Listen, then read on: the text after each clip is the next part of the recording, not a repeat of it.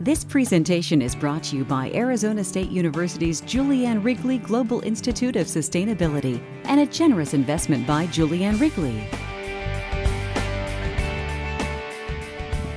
It's a real honor for me to be here at Arizona State to discuss the current global situation, energy, sustainability, and do it all from a maritime perspective. You know, I was thinking about what I was going to say here today, and I was reminded of what one Asian chief of Navy told me about the difference between soldiers and sailors. He said that soldiers of every country always focus on the ground. They see nothing but boundaries, which in a way is the past. Sailors, on the other hand, no matter where they're from, look out over the ocean and see nothing but the horizon, nothing but the future. And our future is clearly a maritime one, because over that horizon travels most of the world's commerce. We live in a globalized economy, the most globalized in the history of mankind. Today, more than 90% of all trade moves by sea. More than 90% of all international data doesn't go by satellite, it goes by undersea cables. 8 out of every 10 people on Earth live within 40 miles of a coast. And that's a critical fact to remember as sea levels rise around the globe. Clearly, freedom of the seas and freedom of navigation, you're going to have to call them back, are vital to our global economy and to global security.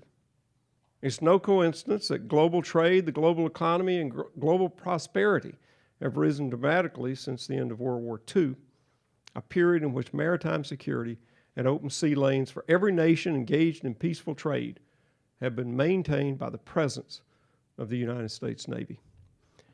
But unfortunately, increased globalization has also meant increased risk of maritime terrorism, illegal movement of drugs and weapons and people, and the dangers of modern piracy. These challenges of maritime crime and the threats from both state and non-state actors are complex, they're dynamic, and they're intertwined.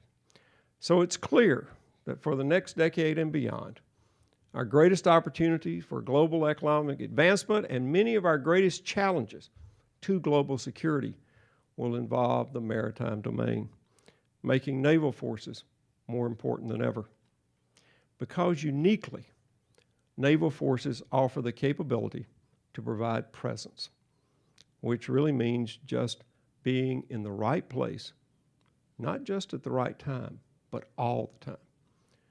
Presence helps deter potential conflicts, and it avoids escalating the situation when tensions do start to rise. Naval presence is persistent, meaning we can stay a long time, and we don't take up 1 inch of anybody else's soil, so we don't infringe on any country's sovereignty. As a result, naval presence uniquely offers leaders, the president, a wide range of options, from supporting diplomacy to providing for much stronger measures. As my favorite recruiting poster for the Navy says, sometimes we follow the storm, sometimes we are the storm. As the Secretary of the Navy, I'm responsible for 2 of our military services, the Navy and the Marine Corps. Together, Marines and sailors form a Navy team that is unique in how we accomplish our job. Because unlike garrison forces, and garrison forces are folks that, when conflicts are over, come back to their home base, and they stay there until they're needed again. Unlike those forces, we are constantly deployed in times of peace and in times of conflict to maintain that presence around the world. There are no permanent homecomings for sailors and Marines. They almost always do their jobs far from home, far from family, and far from us. Our founding fathers clearly saw the importance of naval forces, enshrining the need for our Navy in the Constitution. While Congress has the power to raise an Army, it is explicitly instructed to maintain a Navy. The Constitution's authors knew that for the United States to be a player on the world stage, we required a force that could protect our commerce, and our national interests, both near our shores and around the globe. We had to have presence around the world. That global presence, that global reach, that global necessity continues today. Now, from my very distinctive vantage point overseeing our two services, I think there are four things that make that presence possible: people, platforms, power, and partnerships. These have been my priorities since I took office almost 5 years ago. Today, I want to focus on the third of those priorities, power, and explain why energy is so very important to everything that we do. Actually, I've never quite understood why people would be surprised that the Secretary of the Navy is so concerned about energy, because it seems pretty obvious to me. After all, it was the Navy that switched its source of power from sail to steam in the 19th century, from steam to oil in the beginning of the 20th century, and pioneered nuclear power as a propulsion source in the middle of the 20th century.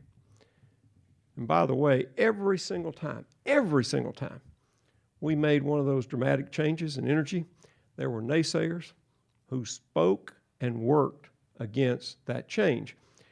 And every single time, they were wrong. They were on the wrong side of history. So 5 years ago, shortly after I took office, I began to talk about power and have continued talking and writing and acting on this ever since. It's clearly a major and pivotal issue in a lot of ways.